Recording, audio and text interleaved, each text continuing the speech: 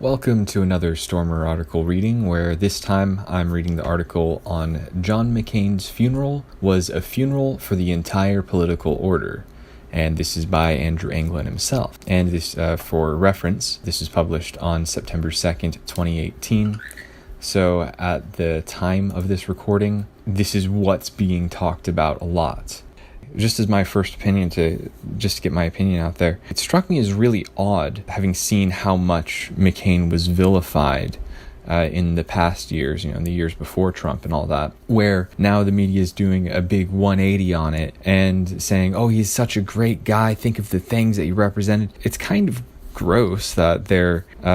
there's a lot that's fucking gross with this, is that he was a shitty guy. If you want to know more about the absolute garbage in John McCain's past, I highly recommend that you listen to the Fash the Nation episode. I think it's called Straight to Hell. It's one of the more recent ones. Well, as of the time of this recording, at least.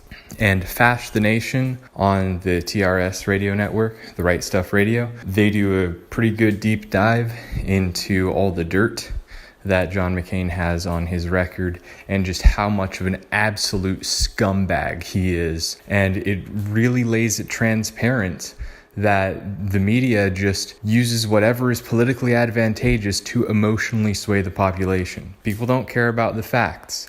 People are moved by emotions. The masses are moved by emotions, not by rationality, and the media capitalizes on that. And this is just another example of how the press will do a complete heel turn from its previous positions, demonizing someone to memorialize them when it serves their purpose. And in this case, it's very much anti-nationalist, anti-white, and anti-American, in the sense of red-blooded Americans who want to keep America with ethnic European values. Ultimately, a lot of this comes down to a criticism of keeping white countries white, if we're going to be honest with it. Because John McCain was, he was a super warmonger for Israeli interests. Let's start a war with everyone so that Jews can fucking profit off of the chaos. And any time where non-Jews are fighting each other, any time where the Goyim are fighting each other, that's grounds for profit for the Jews. They're fucking rats. They feed off of carrion. They feed off of the corpses of the Goyim. That's something that they thrive on. Metaphorically, of course. I'm not saying that they actually eat dead bodies, though. If you know anything about spirit cooking and all the shit going on there, it's probably not out of the realm of possibility, taking all things into account. So let's get right into the article. John McCain spent nearly an entire year planning his own funeral, a decadent 4-day procession. 4 days long, this funeral. Yesterday was the final major public event, the official funeral. The New York Times wrote a glowing review of the event.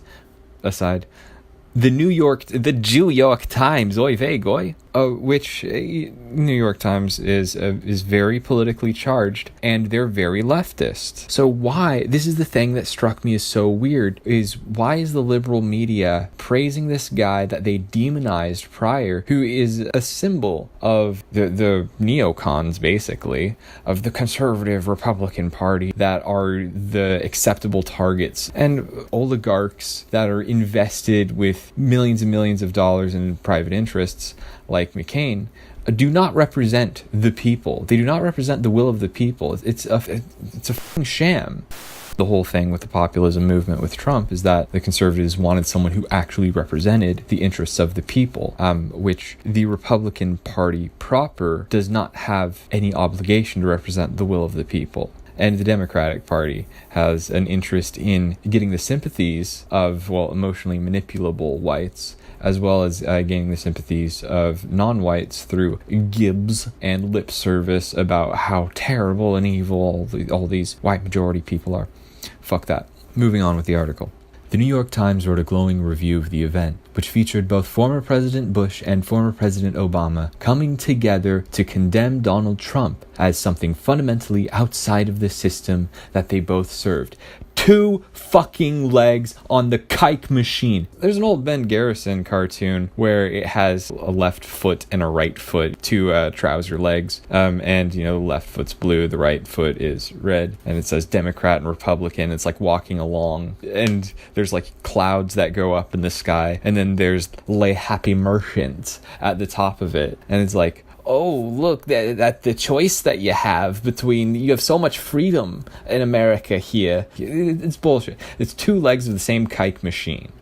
The New York Times had their own glowing statements to make about McCain, as the entire liberal Jewish media has been doing this for the last week. Block quote here. Former Presidents George Bush and Barack Obama, the 2 men who thwarted McCain's ambitions to become commander-in-chief, stood one after the other before the nation's elite. The nation's elite!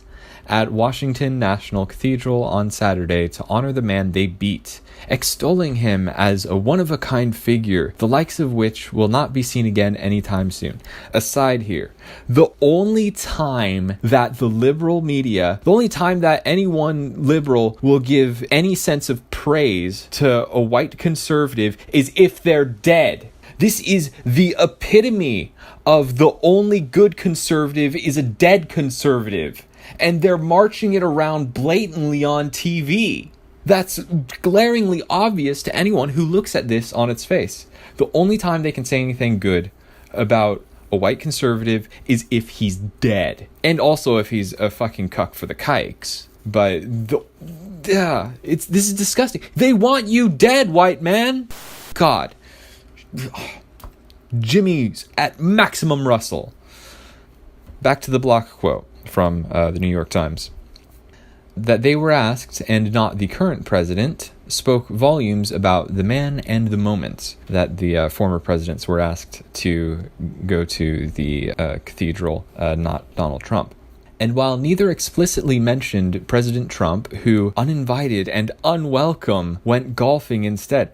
Aside, more power to him. Fuck this. He sees this as politically charged bullshit. And yeah, there's no point in Donald Trump going to this fucking circle jerk. He would just be asking for trouble, and there would be nothing productive coming of it. And the media would try and slander him, whether he did or didn't go. So it's better to disengage from fucking retards who will not communicate with you in any good faith than to be dragged down to their level of stupidity because they will beat you with experience. Back to the block quote again. Their tributes could hardly be heard without the unspoken contrast to the current occupant of the Oval Office, a message amplified by a more overt rebuke from the senator's daughter. Senator McCain's daughter made a really shitty comment. I think he goes into it here. Back to England's writing. The mourning was not directed at McCain the man, but at the system he represented. A system where 2 political parties, which are more or less identical in nature... Damn straight, England! The nature of what both left and right are going towards in America today. They're both 2 legs of the same establishment that is an anti-white establishment that is pushing for more and more non-whites to flood into the country, and more Gibbs taken from productive white men and given to fucking human slime. Subhuman Untermensch slime. Just destroying the standard of living, for one thing, also suppressing the birth rates, because the birth rates of whites, while increasing the birth rates of non-whites, because you kind of need to have a nest egg to be able to attract a mate. You need to have some money in savings to be able to comfortably start a family, or feel confident in starting a family. But that's getting aside of things. Both parties are heavily intent on supporting Jewish interests and multicultural interests, which are ultimately in the Jews' interest, and are against any white interests. We have to recognize this. The system in place does not have the well-being of whites in mind. It's about destroying white identity and destroying white nations as well. This is a system where 2 political parties, which are more or less identical in nature, waged a fake competition in order to control and manipulate the American people while pushing an internationalist, anti-American agenda. And I would add in there, it's anti-white when you get down to the nuts and bolts of what's happening, what are the effects on the ground. They're not going to verbally, publicly say that it's anti-white, because that's giving away the game, and Jews love their fucking lies. If you're waging a war, you want to go as long as you can, killing as many combatants in a clandestine manner without them fighting back before going into an open conflict. So that's kind of what's going on here, is they're trying to defang the white lion before it can fight back, before it wakes up. McCain's overweight daughter said it best: America was always great. That is, there's no reason to change anything, because everything was perfect exactly how it was before the election of Donald Trump. We were getting flooded with infinite amounts of genetic waste from the third world. We were dying of drug overdoses in record numbers, a reference to the opiate crisis, which disproportionately affects whites. It was Jewish psychiatrists specifically targeting white populations, impoverished white populations, with the intent of getting them addicted and the intent of suppressing white population. It's a soft genocide. We were poor. We were funding the entire world. We were preparing for a world war with Russia, ostensibly to protect terrorists in Syria.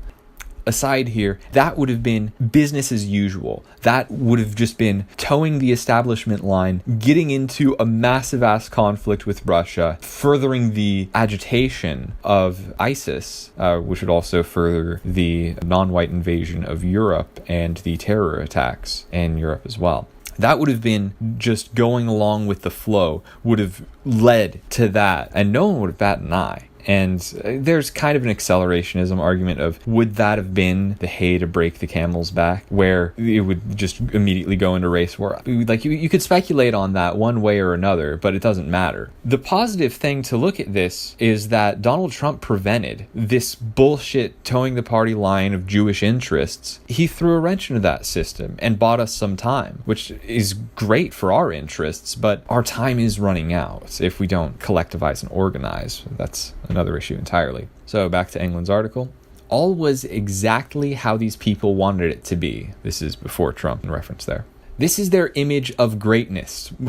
More wars for Israel. But that is over now. That America, created by the Jews, is already dead. A new America has been born. An America that aspires towards a higher purpose for the people of this country, which doesn't seek to bleed the nation to death in order to fund an international Jewish agenda. An America which puts itself first. This is the America that the founding fathers envisioned, and it was derailed by monstrous Jews and their lackeys like John McCain, Barack Obama, and George Bush.